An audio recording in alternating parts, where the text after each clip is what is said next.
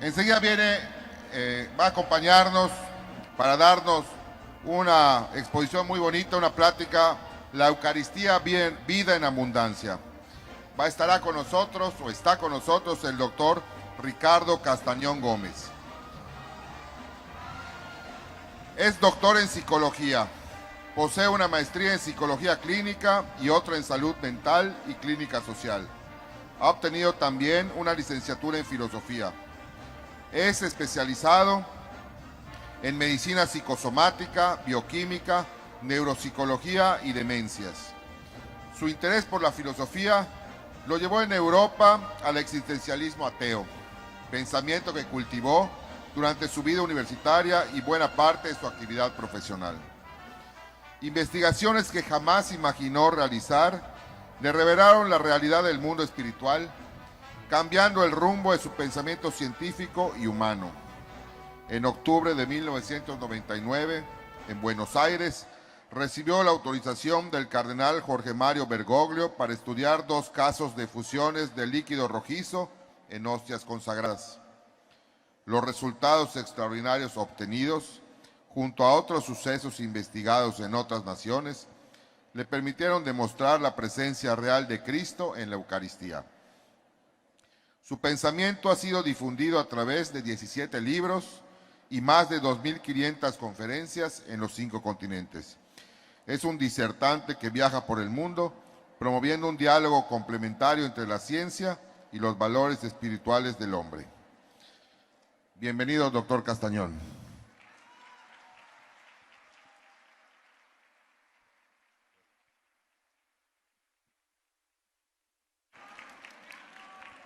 Buenas tardes. Estoy muy agradecido por esta posibilidad de compartir con ustedes un tema tan hermoso dedicado a la Eucaristía como vida en abundancia. Yo estudio el cerebro hace 44 años. Sé que han pensado que era mi edad, pero no es así. Trabajo profesionalmente estudiando la dinámica cerebral para entender por qué somos como somos.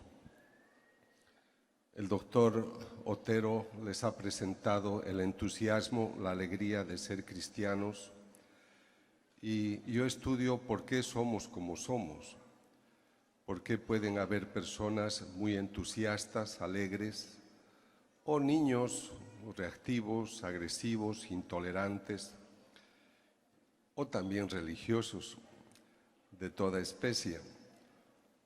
Pero lo que a mí me interesa es que estos encuentros ayuden mucho a que ustedes lleven herramientas de trabajo a sus vidas. Y lo principal, aunque voy a tratar un tema tan hermoso como la Eucaristía, quisiera dejarles una información muy útil para su vida personal, para su vida de cristianos. Cuando nosotros estudiamos el cerebro a través de esta tecnología moderna que se llama tomografía positrón, utilizamos unos trazadores que nos permiten estudiar la actividad del cerebro y ver qué sucede con el mismo cuando hacemos o decimos algo. Por ejemplo, en la imagen que ven ustedes, ven en la zona frontal una actividad muy intensa. Esta persona está muy consciente de lo que hace y de lo que dice. Entonces yo les he visto cantar con mucho entusiasmo, seguramente orar también. Cuando hacemos las cosas conscientes, nuestro cerebro trabaja con esta actividad frontal intensa. El trazador fluorescente nos muestra la zona frontal porque el cerebro necesita mucho oxígeno, mucha fluidez, mucho metabolismo sanguíneo y la persona está consciente de algo. A eso nosotros llamamos pensamiento complejo. Para lo que yo les voy a presentar es muy importante este tipo de pensamiento. El doctor, cuando les hablaba de la alegría de ser cristiano, estaba esperando que ustedes tengan un cerebro de este tipo, totalmente identificado con la causa. Y este otro cuadro denominamos pensamiento simple. A esta persona yo le digo, ¿eres católico? Y me dice, ajá. ¿Y vas a misa los domingos? De vez en cuando, si es que no hay fútbol. Su cristianismo es simple. Este es el cerebro de una persona tibia. Entonces, a mí me parece muy importante que aprendamos este concepto, porque estos encuentros no tienen que ser solamente una circunstancia de vivir un momento enriquecedor, sino que esto tiene que dar frutos en su vida. Estos encuentros se organizan para que reciban información y se traduzcan en algo muy concreto. Cuando nosotros asumimos la conciencia, eso que he visto, eso que he escuchado, me ha motivado, tu pensamiento se vuelve complejo. Puedes venir con pensamiento simple, te alegras, bailas y cantas, pero puede haber una palabra que te transforma. Ahora, todo esto se hace basado en la educación. ¿Por qué ustedes han venido a este encuentro? Habrán invitado a alguno y ha dicho, no, es mucho tiempo, no puedo. Pero ustedes hace 23 años acompañan estos encuentros porque le encuentran sentido. En el cerebro tenemos unas células que se llaman neuronas. De estas neuronas tenemos 100.000 millones. Estas son las encargadas de recibir la información y crear unas redes. Aquí vean en vivo cómo dos neuronas están recibiendo la información y se van a juntar. Esto es lo que hace el papá, la mamá cuando educa a sus hijos, nosotros los profesores cuando hablamos a nuestros alumnos, los disertantes en estos encuentros. Lo que queremos es que el cerebro active millones de neuronas para que ustedes tengan una información enriquecedora. Y todo lo que ustedes están viendo ahora son neuronas vivas que están activas porque reciben una información. Pero ¿qué sucede una vez que tú has recibido la información? Se han tejido unas huellas que nosotros llamamos grafos neurales. Entonces, mientras más calidad, mientras más categoría tenga la información, mientras mejor eduques a tus hijos en la sabiduría, en el amor, en valores, tú vas a tener un hijo en cuyo cerebro tiene estas redes abundantes que ustedes ven en la parte superior. Y eso permite que la persona tenga pensamiento complejo. Y esto es lo que hay que crear, esto es lo que hay que educar, y eso se hace creando conciencia de. Pero si una persona es muy autoritaria, ordena, grita, levanta la voz, o si una persona ordena y por miedo se le obedece, su cerebro no crea conciencia, obedece por temor al castigo. Entonces tienen el resultado del cerebro simple. Un niño que es agresivo porque en su casa no vive bien, tiene un pensamiento simple, por eso se hace agresivo también en la escuela. Los niños de pensamiento, de conducta agresiva, los que hacen bullying, frecuentemente tienen este tipo de reacción instintivo, porque a veces en el hogar no hay calor, no hay una entidad que permite pues el crecimiento, el sentido de pertenencia y el sentirse bien. Yo soy católico hace 25 años porque he sido ateo. Yo no creí en Dios hasta mis 44 años. Cuando he entrado al ambiente católico he entrado con mucho entusiasmo, pero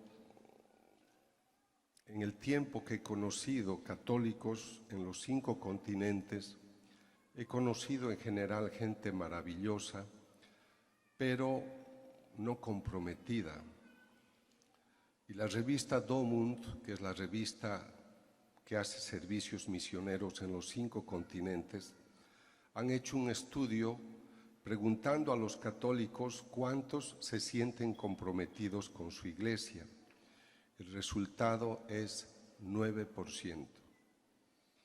O sea, en promedio de cada 10 católicos, 1 está comprometido. Eso significaría que 1 tiene el cerebro de pensamiento complejo y los otros no.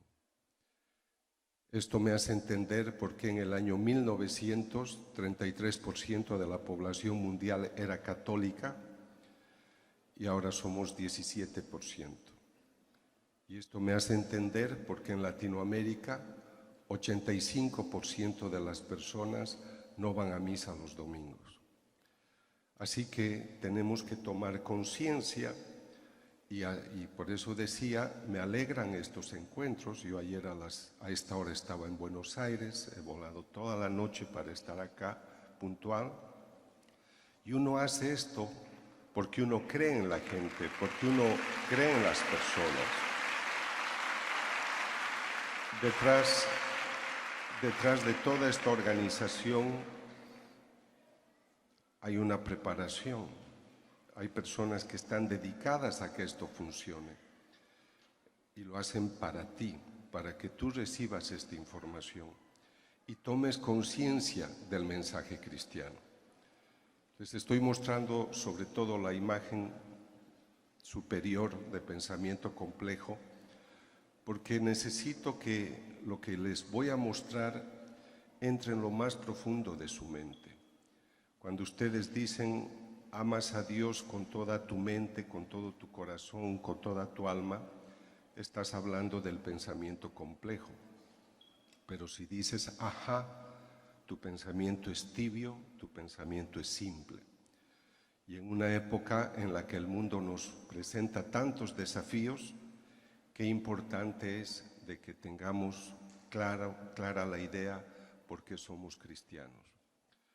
La razón por la que, siendo especialista en cerebro y conducta humana, me he dedicado a la parte espiritual, es porque viajo por los 5 continentes y a menudo me encuentro sociedades muy violentas, gobiernos corruptos, narcotráfico, prostitución.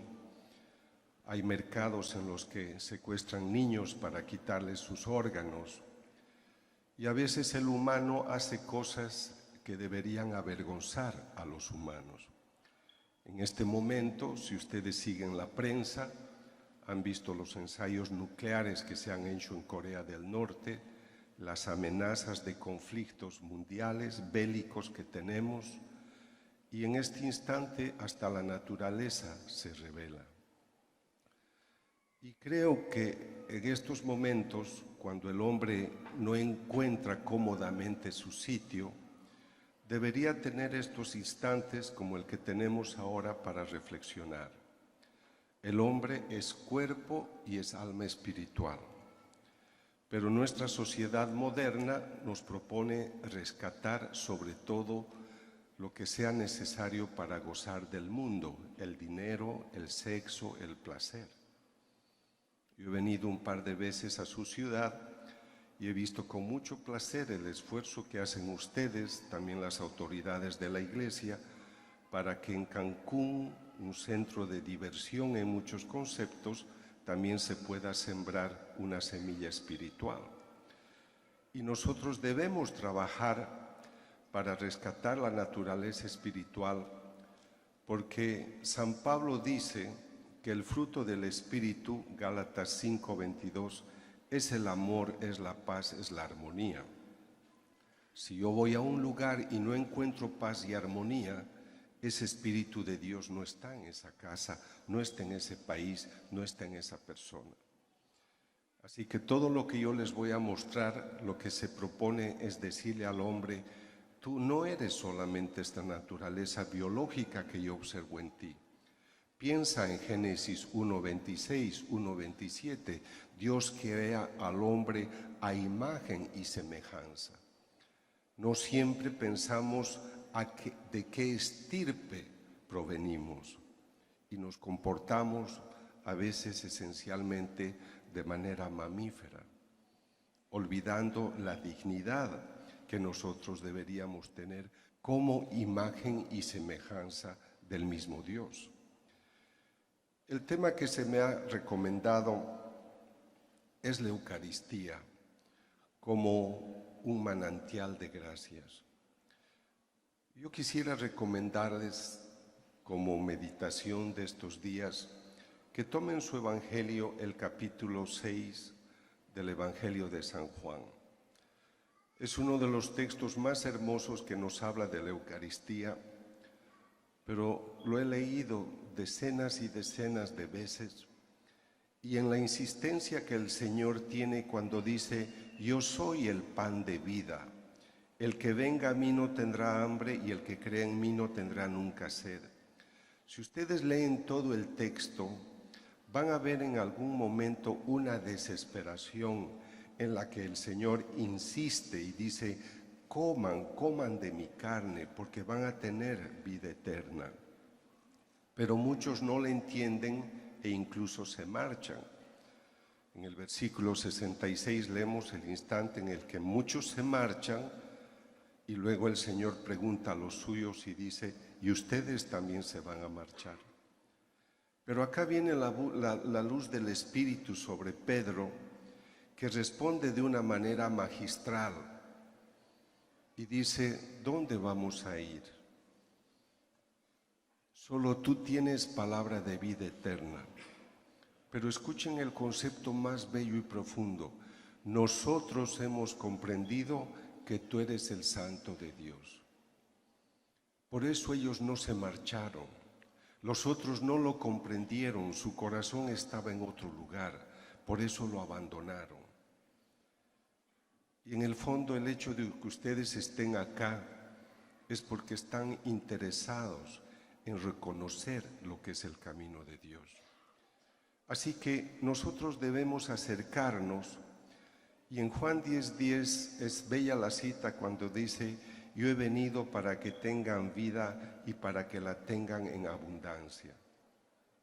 Yo cuando los escuchaba cantar y sonreír con tanto entusiasmo, habría querido preguntarles a ustedes: ¿cuántas veces han demostrado esta alegría en su casa esta semana, este mes? ¿Cuántas personas se te han acercado y te han dicho: me alegra como tú eres, yo quiero ser como tú, para mí tú eres un modelo? El cristiano debería ser una persona atractiva. Los cristianos convertidos o transformados interiormente, cuando tienen la paz de Dios, esa paz se irradia, se conoce, se transmite. Yo estuve acá cuando vino el padre Pablo Straub, el doctor Arroyo, buen amigo mío, que me alegra ver, me dijo: doctor, tiene que conocer al padre Pablo Straub, porque es un hombre de grandes dones. Yo no lo conocía. Cuando él me dijo es él, me trajo al centro de convenciones, yo reconocí al sacerdote que en la mañana yo lo vi en el hotel, y sin conocerlo yo sentí la atracción de un hombre que tenía a Dios en su vida, porque su rostro estaba esculpido por la paz interior que llevaba su alma. Y fascinado por todo lo que escuché durante el día, yo cada fin de año hago un retiro espiritual en un país, y ese año iba a ser en Lima, Perú. Pero al conocerlo al padre Pablo, ni siquiera me lo presentaron, lo vi de lejos porque él estaba confesando. Yo dije: es con él que debo hacer el retiro. Sé que tiene una casa en Acapulco, pero yo no lo conozco, no me puedo acercar a él y decirle: padre, iré a hacer un retiro con usted. Ni siquiera le había escuchado mi conferencia. Decidí confesarme con él. Hice la fila, y cuando llegó mi turno, como era afuera, miré el cielo y le dije al Señor en mi oración: este es un amigo tuyo, y yo enseño en mis talleres de transformación interior que tú hablas con tus amigos. Así que por favor te pido, como yo no le puedo pedir que él me invite a su casa para hacer un retiro, díselo tú, que me invite a su casa. Me arrodillo para confesar, le digo mis pequeños e inocentes pecadillos. Y sin tocar el tema, él me interrumpe y me dice: hermano, yo no tengo dones sobrenaturales, pero en este momento escucho la voz del Espíritu de Dios que me dice que te invite a mi casa. Y yo me fui a pasar el retiro con él. A veces parece que estas experiencias son propias de personas demasiado especiales. Hoy trabajo en esa línea muchos años y esto puede ser muy común en personas que se enriquecen espiritualmente. Pero para enriquecerse de esa manera debemos nutrirnos de este alimento celestial. Y por eso esta promesa tan extraordinaria que leemos en Juan 7:37. Él gritó: si alguno tiene sed, venga a mí y beba. El que crea en mí, como dice la Escritura, de su seno correrán ríos de agua viva. Por eso nos acercamos a estas personas, para beber de esa fuente, porque ellos son las vertientes en las que nace la palabra de Dios. Son las personas que riegan la sequedad de nuestros campos. Son las personas que con su palabra nos animan. Son las personas que se cierran las grietas de nuestras penas y de nuestros dolores. Y eso es lo que ustedes tienen que hacer al volver a sus casas. Porque si después de un encuentro maravilloso no damos frutos, ¿cuál ha sido el sentido de este encuentro si no damos frutos? He trabajado durante muchos años los milagros eucarísticos.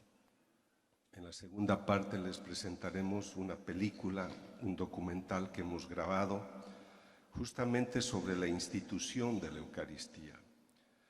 Porque creo que debemos comprender con profundidad lo que el Señor quiso hacer con esta su presencia. Él no se podía marchar, Él no podía decir: les dejaré unos libros escritos y que me lean. Él quería quedarse en medio de nosotros y de manera tan extraordinaria piensa en el pan y en el vino, dos sustancias accesibles a toda persona. Y en ese jueves sublime instituye el sacramento y pide a los suyos que hagan esto en memoria suya. Y los sacerdotes de todo el mundo, desde hace 21 siglos, repiten, asumen la invitación, la orden, y gracias a ellos tenemos esta presencia eucarística. Qué importante la vocación sacerdotal. Qué importante ese sacerdote que se consagra para ser ungido. Sin sacerdote no hay Eucaristía. ¿Cómo no orar por las vocaciones? ¿Cómo no orar por la santidad de esos sacerdotes que en sus manos y en esa naturaleza humana tienen el poder en cada Eucaristía durante la consagración de hacer que el Hijo de Dios vivo se haga presente en el altar? No se pierdan nunca ese momento extraordinario de la consagración, porque es ahí donde vamos a vivir este momento misterioso, tan extraordinario que a veces suscita dudas. ¿Será verdad que Cristo está presente en la Eucaristía? Hubo tantas persecuciones, tantos conflictos, que en el siglo XVI, durante el Concilio de Trento, se establece como dogma durante la consagración. Se da ese momento misterioso conocido como transustanciación. La sustancia pan, por las palabras del sacerdote, por su invocación al Espíritu Santo, manteniendo la sustancia pan, vino, se convierten en el cuerpo y en la sangre del Señor. Es este el obsequio que el Señor nos hace. Y necesitamos pensamiento complejo para comprender este misterio, pero en lo invisible es cuando a Dios lo tenemos más real y presente. Este es el pan que el sacerdote ha consagrado. Hace unos minutos le entregaron un poco de pan, pero ahora ha consagrado, y yo me arrodillo con reverencia, tú también, porque voy a recibir al mismo Cristo que María engendró, al mismo que caminó con sus apóstoles, al que murió y resucitó. Y en su próxima Eucaristía, cuando se acerquen a comulgar, obséquiense un pensamiento profundo. Voy a recibir al Hijo vivo de Dios vivo, que está a la derecha del Padre en este instante, y ahora viene a mí. Les dejo este pensamiento porque a veces cuando dicto talleres de varios días o retiros y hacemos adoración, hay personas que me dicen: doctor, me cuesta estar 1 hora ante el Santísimo, no sé qué decirle. Y yo le digo: yo te he visto tomar un café con tu amigo, con tu amiga, has hablado 2 horas sin parar. ¿Por qué no le puedes hablar a tu Dios vivo? Porque no estamos acostumbrados a entenderle como persona. Vamos a muchas iglesias, los padres que tienen adoración perpetua me dicen: doctor, nos cuesta tener gente a las 12 de la noche, 1 de la mañana, 3 de la mañana, porque son horarios incómodos, y a veces le damos los horarios que son cómodos para nosotros. A mí me fascina el momento en el cual el Señor dice: yo no he venido a ser servido, sino a servir. Cuando preparaba esta conferencia me vino a la mente: todo padre de familia que decide tener hijos, y la madre también, han decidido olvidarse de su vida para dedicarse a la vida de sus hijos. ¿Qué mamá deja solo a su hijo sus primeros meses? Es una vida por la otra, y en esa vocación de padres se ponen a disposición de sus hijos para servirlos. Qué importante que los hijos entendamos esto, porque el amor con amor se paga. Tenemos muchos modelos de esa forma de servir. Estos encuentros, el trabajo de un médico, el trabajo de una religiosa, de un educador, de un taxista. Estamos para servir, pero tenemos que darle sentido a ese servicio. Creo que este Señor vivo nos ha dado todas las instrucciones necesarias para poder incorporarlo en nuestra vida. He tenido el privilegio de estudiar 15 casos de signos eucarísticos, casos en los cuales la sustancia pan, la sustancia vino, se convierten en sangre, se convierten en carne. Mi aproximación a estos hechos es científica.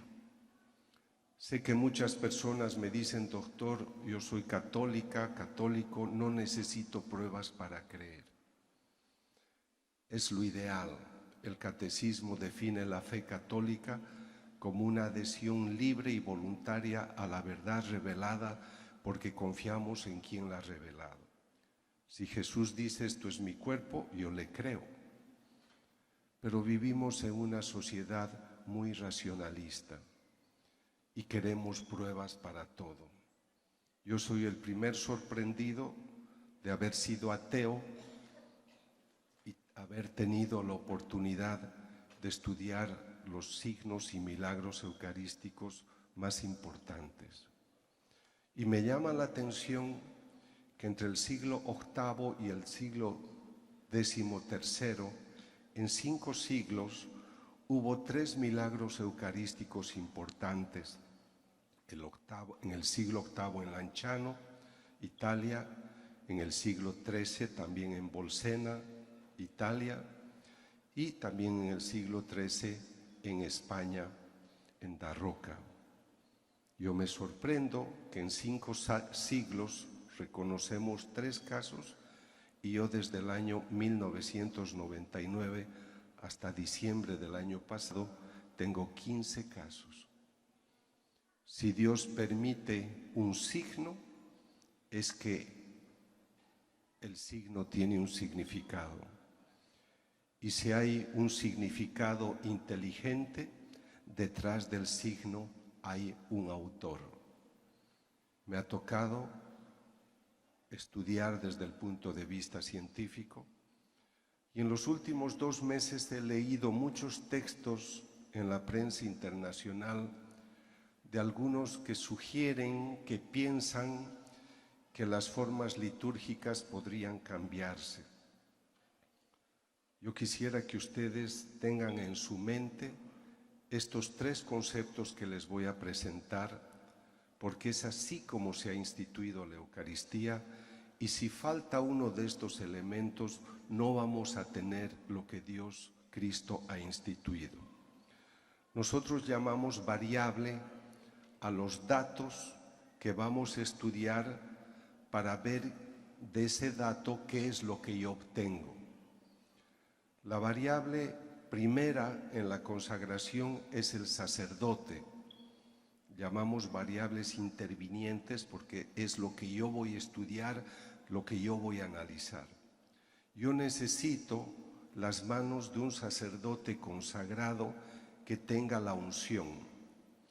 Durante la consagración necesito que él haga una oración al Espíritu Santo. En griego es la famosa epíclesis, invocación. Pido que por el poder del Espíritu Santo el pan se convierta en carne, el vino en sangre. Y la tercera variable son las palabras de Jesús, porque la noche de su pasión tomó el pan y dijo: toman y coman, esta es mi carne. Tomó el vino, toman y beben, esta es mi sangre. Estas son las 3 variables intervinientes, que las 3 son espirituales. Y es lo que desconcierta a los científicos ateos que me escuchan. Porque yo les digo, tenemos el axioma que nadie da lo que no tiene.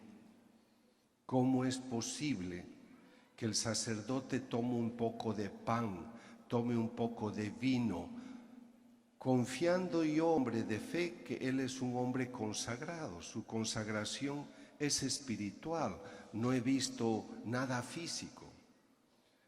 Hace una oración al Espíritu Santo, invoca y dice unas palabras. Y yo tengo que el pan tiene una efusión de una sustancia rojiza. Estudiamos en laboratorios del mundo, la sustancia es sangre, y hay unas partes en las cuales hay un coágulo. En ese coágulo los histopatólogos, los médicos forenses, descubren músculo del corazón, miocardio, ventrículo izquierdo, vivo. Entonces yo les digo a los no creyentes, ¿cómo es posible que de un pedazo de pan yo obtenga esto? Y no lo digo yo, lo dicen tus profesores que he contratado para esta investigación, que son todos ateos. Y en estos congresos se acerca el médico chino, el vietnamita, incluso el cubano o el ruso, y me dicen, ¿y qué hago ahora con esto? ¿Cómo puede ser? Eres profesor, has resuelto muchas fórmulas, ahora te toca responder una nueva fórmula. F más E igual fe. Eso es lo que te toca resolver. Durante la consagración El sacerdote solo hace una oración, no se sirve de ondas electromagnéticas, no busca choques de positrones, simplemente hace una oración. Pero ¿por qué yo utilizo estas investigaciones en el ambiente a través de mis conferencias? Porque necesito mostrarle al hombre del siglo XXI que la naturaleza espiritual existe y se manifiesta. Y necesito que la rescate porque el mundo tiene amenazas muy dramáticas que si el hombre rescatara la parte espiritual no tendría que sufrir. Porque cualquier persona espiritual que entiende su esencia espiritual como imagen y semejanza de Dios y la vive en consecuencia, como frutos dará amor, alegría, paz, tolerancia, amabilidad, bondad, fe, mansedumbre, dominio de sí. Yo les invito a que subrayen este texto en su mente, en su corazón, porque esto es lo que va a evaluar el compromiso de tu vida cristiana. ¿En qué medida tú sientes que tu vida cristiana irradia estos frutos? ¿Cuántas veces has sembrado esta semana fe, esperanza, caridad, tolerancia, amabilidad en otros lugares? ¿Eres parte de las soluciones o eres parte de los conflictos? Estos estudios a mí me sirven para mostrar que la naturaleza espiritual existe y se pone en evidencia. Voy a mostrarles parte de la investigación porque la otra la van a ver en la película. Les estoy mostrando un libro que ha publicado el Vaticano el año pasado, lo ha presentado el cardenal Angelo Comastri, Los milagros eucarísticos en el mundo, y me alegra que hubieran incluido todas mis investigaciones porque esto significa que el trabajo científico puede ser muy bien apreciado para confirmar desde un punto de vista experimental las verdades espirituales. El documental que les vamos a mostrar se intitula Mi cuerpo es vida y trata de referir la importancia de la institución de la Eucaristía y los hallazgos que hemos tenido a través de estas investigaciones. Yo empecé a hacer estos estudios el año 99, cuando el cardenal Jorge Bergoglio, arzobispo de Buenos Aires, me pidió que estudiara dos hostias, una que tuvo efusión en mayo del año 92 y otra el 96. A mí me invitaron en octubre del 99 y los estudios me tomaron hasta el año 2006. Voy a ser muy amplio con una hostia que ha exudado en Chilpancingo, Chilapa, México, que va a ser de mucho interés para ustedes, pero voy a explicarles que en las hostias de Argentina, el profesor Federico Tsugibe, el 2004, uno de los mayores médicos forenses, histopatólogos, descubre que el tejido que él observa a través de su microscopio es músculo del corazón. En un libro que él ha escrito señala y dice, es de esta parte que viene el tejido. Él no sabía que esto provenía de una hostia consagrada y dice, el tejido que ustedes me han traído es músculo del miocardio, ventrículo izquierdo. Ustedes saben que el miocardio es el músculo que le hace latir al corazón y da vida a nuestro organismo. El informe que el doctor firma el 26 de marzo del año 2005 dice: las laminillas contienen tejido del corazón que evidencia cambios degenerativos del miocardio, músculo del corazón. Estos cambios degenerativos son concomitantes a un reciente ataque cardíaco. Como él no sabe el origen, él cree que nosotros le hemos llevado el tejido de un paciente que acaba de morir. Podía darle a él un infarto ese momento al enterarse de que mi paciente se había muerto 2000 años antes. Esto es lo que fascina de estas investigaciones, porque cuando él ve el tejido dice, su paciente ha sufrido mucho. Posiblemente ha muerto le han ocasionado un infarto al corazón por un severo golpe en el pecho a la altura del corazón. Pero lo que más interesa en el resumen de toda la investigación es el último punto que ven en la parte inferior. El corazón tenía actividad dinámica, estaba vivo el momento que se tomó la muestra. Este es el instante en el que yo he tomado la muestra. ¿Por qué dice que el tejido estaba vivo? Hemos encontrado glóbulos blancos, leucocitos, activos, intactos, y han llegado a este lugar por circulación sanguínea. Por lo tanto, el momento que se tomó la muestra, este tejido estaba vivo. Estos son hallazgos importantes porque están mostrando de una manera científica evidencias que nosotros no podríamos imaginar. Los teólogos explican que el milagro sucede para confirmarte aquello que tú crees. ¿Tú crees que Cristo está presente en la Eucaristía? ¿Crees que el pan que tú recibes es su cuerpo? Sí. Aquí tú tienes la evidencia. El 17 de marzo de 2006 entregué los resultados al cardenal Bergoglio y él quiso hablar a solas conmigo y me dijo: doctor, usted tiene la evidencia de que la palabra de Dios se cumple, hable de ello. Este estudio fue motivo para que me buscara el obispo de Chilpancingo, Chilapa, Monseñor Alejo Zavala. En octubre del año 2006, el párroco de la parroquia San Martín de Tours, de la provincia, del municipio de Tixla, había invitado al padre Raimundo Rey que hiciera un retiro para 800 personas. Él pidió que una religiosa le ayudara a dar la comunión y cuando ella empezó a hacerlo, vio que de una hostia brotaba una sustancia rojiza. Cuando yo fui a ver el caso fue octubre de 2009, 3 años más tarde, y este era el aspecto de la hostia que se había conservado en el tabernáculo de la parroquia San Martín de Tours. El obispo es un hombre muy lúcido y me dice: doctor Castañón, yo no me puedo equivocar con estos asuntos, le pido un favor. Tengo miedo que alguien le hubiera puesto sangre a la hostia.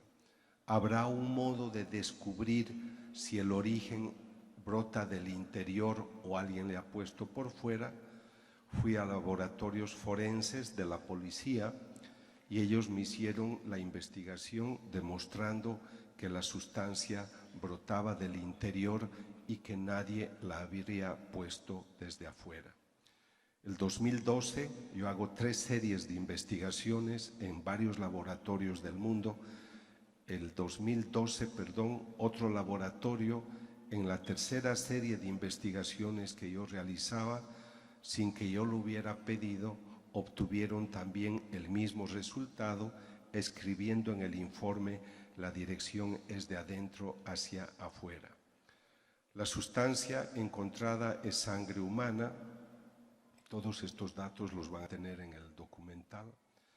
Quisiera que gocen de lo que van a ver ahora, porque se está colocando en un reactivo una partícula de hostia consagrada que es del tamaño de la mitad de una cabeza de alfiler, y la sustancia que ustedes ven es hemoglobina. La hemoglobina es una heteroproteína que lleva oxígeno a los tejidos y sirve también para eliminar el anhídrido carbónico de los pulmones. La hemoglobina se adhiere al glóbulo rojo que ustedes ven en la imagen y es el que transporta el oxígeno al organismo, a los tejidos. ¿Cómo es posible que una partícula de pan tenga todo un laboratorio de bioquímica que fabrica hemoglobina? La hostia, cuando me la entregan, está coagulada desde el 2006. Yo hago un estudio en febrero de 2010 tratando de descubrir si debajo de la capa ya coagulada encuentro algo. Descubrimos sangre fresca. La parte superior está coagulada, pero en la parte interna la sangre sigue fresca. En un congreso que tuvimos en abril, la tina estática. Si hay sangre fresca, quiere decir que la hostia consagrada se está comportando como un organismo vivo porque está produciendo constantemente sangre. Hemos encontrado, y esto también observen con atención porque van a gozar mucho, en la parte inferior observan una mancha grande, es un macrófago, un glóbulo blanco, un leucocito muy potente, que ha encontrado que a su alrededor hay una lesión. De acuerdo a los doctores que han hecho el estudio, el macrófago está vivo y está trabajando para reparar la lesión. Y el doctor Blanquiset, cardiólogo que me asesora, profesor de la Universidad de Cartagena, me dice: este es el cuadro que obtenemos cuando una persona ha tenido infarto al corazón. En la hostia de Argentina y de México obtenemos tejido del corazón lesionado por un infarto al corazón. En la parte superior ven dos puntos oscuros que son leucocitos, glóbulos blancos, y a su alrededor ven unas manchas rojizas que son eritrocitos, son glóbulos rojos. Quisiera que se sorprendan porque para que se declare, se establezca el proceso de hematopoiesis por el cual el organismo fabrica los elementos formes de la sangre como leucocitos, glóbulos blancos, glóbulos rojos, plaquetas, para eso se necesita hueso y se necesita médula ósea. Entonces ustedes tienen que preguntarse todos, ¿cómo es posible que en una partícula de pan del tamaño de una cabeza de alfiler, en este caso, yo encuentre glóbulos blancos, glóbulos rojos, cuando para su fabricación alegra que el cardenal Comastri hubiera presentado un libro con estas investigaciones, incluye otras. En la parte inferior ven músculos. A la izquierda es donde los doctores vienen y me hemos obtenido ADN y vamos en el secuenciador. El perfil es la doble hélice, pero es una imagen sangre especial que me ha tocado estudiar en varias de Cristo, poder presencia de ADN obtener toda la cadena que dio la comunión. Pero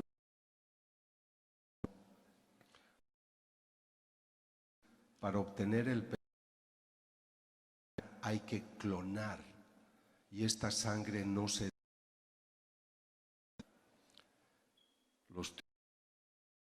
para eso también necesita la presencia físico del Papa Santo. Entonces esta es una carta del profesor, es un genetista de Italia, donde dice: ha sangrado una hostia no consagrada.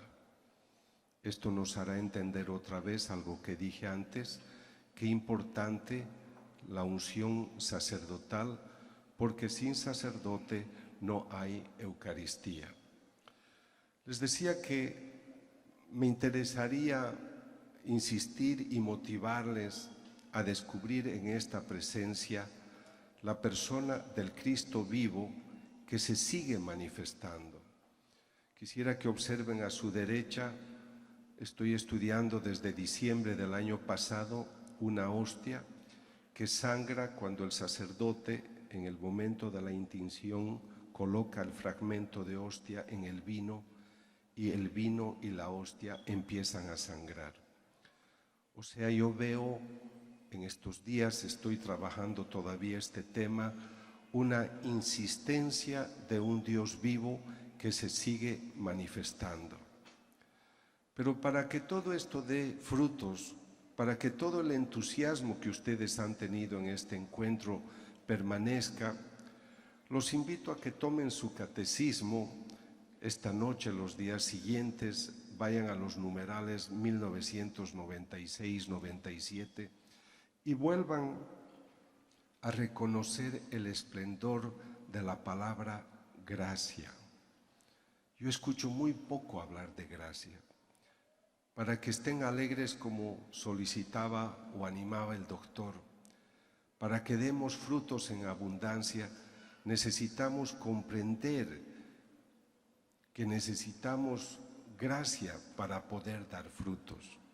La vida en gracia es una participación en la vida de Dios. Nos introduce en su más profunda intimidad. Y quisiera sugerirles 4 pasos importantes para poder pulir tu vida espiritual y que dé frutos y que crezcas. Primero, no dejes de orar, ora, habla con Dios. Segundo, reflexiona todo lo que tú le has dicho. ¿Es lo mejor que podías haberle dicho? ¿Es lo que más te conviene? En el tercer momento, medita y pregúntate si lo que le has dicho, en la meditación, pregúntate tú, ¿qué piensa? ¿Qué estará pensando Jesús? ¿Qué estará pensando Dios de lo que tú le has dicho? Trata de entender si esa es su voluntad. Trata de ver lo que le has dicho desde su punto de vista. Pero en el cuarto momento, después de que has hablado, has orado, has reflexionado y has meditado, quédate en silencio. Ese momento es el más importante porque es el de la contemplación. Yo veo que a veces siempre estamos hablando. Tenemos que tener momentos de silencio para que tú escuches la voz de Dios. No vas a escuchar una voz de ultratumba. Tú vas a tener conocimiento en tu mente y en tu corazón. Pero hagan ese ensayo. A veces veo que no conocemos modos de actuar, por eso no recibimos frutos. Santiago dice en el capítulo 4:2, ustedes no reciben porque no saben pedir. Hay que prepararse para ese encuentro. Queremos hablar con un amigo y le decimos, mañana a las 8 te llamo o nos vemos en tal lugar. Haz una cita con el Señor. Establece este diálogo con este Cristo vivo que te está esperando. Haz que tu vida espiritual ilumine tu razón, tu emoción, tu instinto. Que tu vida espiritual esté iluminada, de tal manera que esa luz ilumine tu personalidad y tu vida en el mundo. Es así que tú trasciendes. Tú en esencia eres espíritu, es lo eterno que queda de ti. Tu vida temporal es pasajera, pero hoy estamos muy centrados en el mundo. Valores, importancia, dinero, fama, prestigio. Da pena a veces ver en grupos católicos celos, envidias, divisiones, cuando nosotros deberíamos estar preocupados de conquistar almas para Dios, en vez de estar poniendo zancadillas entre nosotros. Lo hacemos cuando la carne nos domina, cuando el mundo nos domina. Entonces creo que este es el mejor momento para ponerse de rodillas y orar. El mundo no está bien. Estamos muy centrados, como les decía, en conquistar bienes materiales. Pero creo que si tú asumes el compromiso de introyectarte, de conocer tu vida interior, vas a descubrir que tú eres ese maravilloso templo del Espíritu Santo. Yo vengo a México con mucho placer porque ustedes son realmente un país bendecido, y no lo digo por un halago, porque el Señor escogió que su madre desde 1531 se quede en este lugar. Yo he estudiado muchos milagros eucarísticos en otros países, pero un obispo mexicano valiente, sabio, humilde, tuvo la valentía de declarar el caso de México milagro. Y esto habla bien de ustedes. En otros países no habría esta audiencia para hablar de Dios y de la Eucaristía. Entonces, si ustedes han sido bendecidos por Dios y ustedes le han dicho sí, vuelvo a insistir que el amor se paga con el amor. Nosotros en Sudamérica pensamos que México es nuestro hermano mayor. Ustedes no tienen que estar viendo qué luz les viene del norte. Ustedes pueden ser la luz porque Dios los ha bendecido. Estoy seguro que cuando Dios creó el mundo, pensó en México y en cada uno de ustedes. Que Dios les bendiga. Gracias.